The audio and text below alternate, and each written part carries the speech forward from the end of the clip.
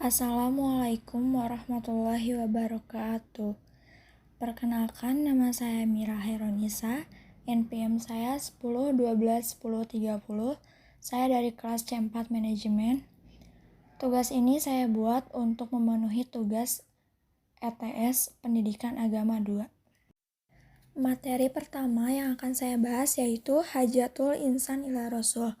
Setiap manusia diciptakan oleh Allah Subhanahu wa Ta'ala dengan fitrahnya, di mana manusia bersih, suci, dan mempunyai kecenderungan yang baik dan ke arah positif, yaitu ke arah Islam. Al-Insan adalah ciptaan Allah yang diberikan banyak kelebihan dan keutamaan dibandingkan dengan makhluk Allah yang lainnya. Di antaranya, kelebihan manusia adalah fitrah, agama Allah yang dijadikannya kepada manusia sesuai dengan fitrahnya. Fitrah yang ada pada manusia dapat menilai baik buruk tingkah laku manusia, karena fitrah dimiliki oleh manusia sejak lahir. Wujudul Khaliq, kewujudan pencipta, merupakan sesuatu yang tak dapat diingkari. Manusia pada dasarnya mengakui perkara ini. Manusia menerima Allah sebagai Rabb. Begitupun ketika orang kafir Quraisy ditanya berkaitan dengan pencipta langit, bulan, binatang, dan sebagainya, maka dijawab Allah. Hal ini menunjukkan bahwa Allah sebagai Rabb diakui oleh manusia, tetapi tidak semuanya yang mengakui Allah sebagai ilah.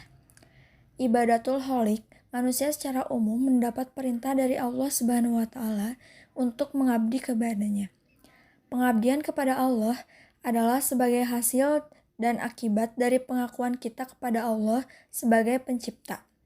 Mengakui pencipta berarti mengakui apa yang disampaikannya, menerima arahannya, menjalankan undang-undangnya, dan sebagainya. Usaha-usaha ini adalah bagian dari bentuk pengabdian kita kepada Allah.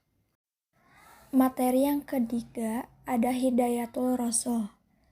Jika kita hendak mengikuti perintah Allah, maka kita mesti mengikuti perintah Rasul. Apabila kita ingin mengasihi Allah, maka kita perlu petunjuk Rasul. Kaidah ini adalah kaidah Rabbani yang dibawa oleh Islam. Oleh karena itu, syahadatain pun terdiri dari pengakuan kepada dua, yaitu Allah dan Rasulnya.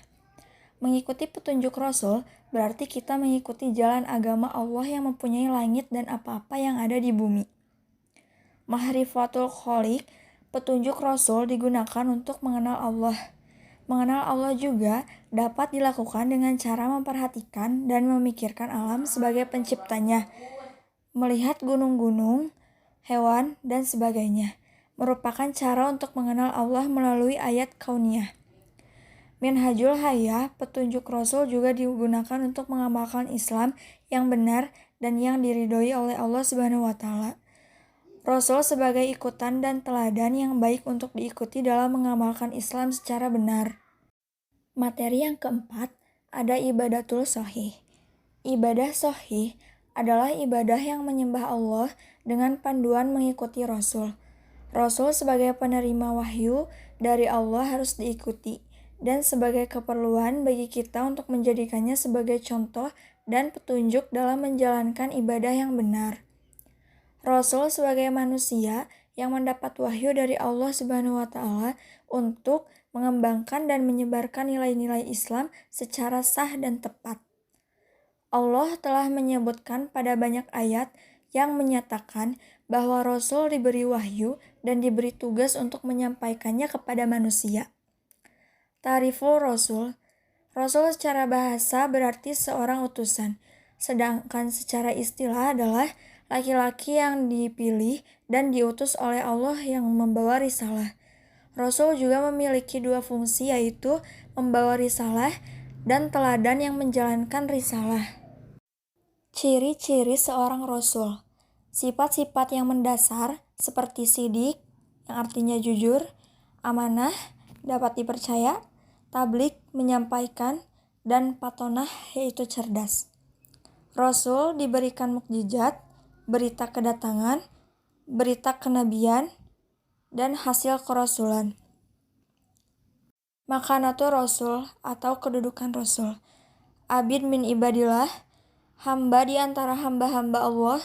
Rasul melaksanakan keperluan sebagaimana manusia lainnya melaksanakan keperluannya. Materi yang terakhir Ada wazifatul Rasul. Tugas Rasulullah itu dibagi menjadi dua, yaitu menyampaikan risalah dan menegakkan dinilah. Yang pertama, Rasulullah melakukan aktivitas dakwah agar umat manusia ma'rifatul Khaliq sehingga mereka bersedia beribadah kepadanya. Yang kedua, Rasulullah SAW membimbing manusia tentang kaifiyatul atau tata cara ibadah kepada Allah Ta'ala. Yang ketiga, Rasulullah bertugas menyeru manusia agar mengetahui dan mengamalkan Islam sebagai minjahul hayah atau pedoman kehidupan. Dan yang terakhir, Rasulullah SAW melakukan at-tarbiyah atau pembinaan kepada umat, yakni berupa taujihun dan nasihatun, sehingga iman, ilmu, dan amal mereka tumbuh dan berkembang. Iqamatu dinillah atau menegakkan agama Allah. Rasulullah SAW melakukan iqamatul khilafah, menegakkan khilafah, yakni kepemimpinan Islam di muka bumi. Dalam rangka iqamatul dinillah, Rasulullah SAW melakukan binau rijal atau membina kader yang menjadi kekuatan inti, sehingga estafeta dan roda dakwah dapat terus berputar. Rasulullah SAW menggariskan minjahud dakwah, metode, cara, dan prosedur dakwah untuk menjadi pedoman generasi penerusnya yang akan mengarungi dinamika medan perjuangan sehingga Islam akan tegak hingga akhir zaman. Sekian dan terima kasih pemaparan dari saya. Mohon maaf bila ada kesalahan kata. Wassalamualaikum warahmatullahi wabarakatuh.